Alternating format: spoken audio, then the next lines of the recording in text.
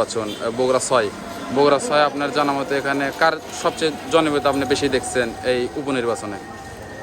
বগুড়া ৬ উপনির্বাচনে এর আগে 12ই ফেব্রুয়ারিতে বাংলাদেশের বর্তমান প্রধানমন্ত্রী তারেক রহমানের সঙ্গে আবিদুর রহমান সোহেল ভাই প্রতিদ্বন্দ্বিতা করেছেন। স্বাভাবিকভাবে প্রধানমন্ত্রী তারেক রহমানের প্রতিদ্বন্দ্বিতার কারণে তিনি এখানে বিজয়ী হতে পারেননি। বর্তমানে যাকে প্রার্থী করা হয়েছে তার সাথে প্রতিদ্বন্দ্বিতা আমার মনে হয় এই বগুড়া সদর আসনে আবিদুর রহমান সোহেল ভাই অনেক ভোটে এগিয়ে থাকবেন ইনশাল্লাহ। আপনি বলছেন আবিদুর রহমান সোহেল সাহেব তিনি জামাত থেকে নমিনেশন দিয়েছেন।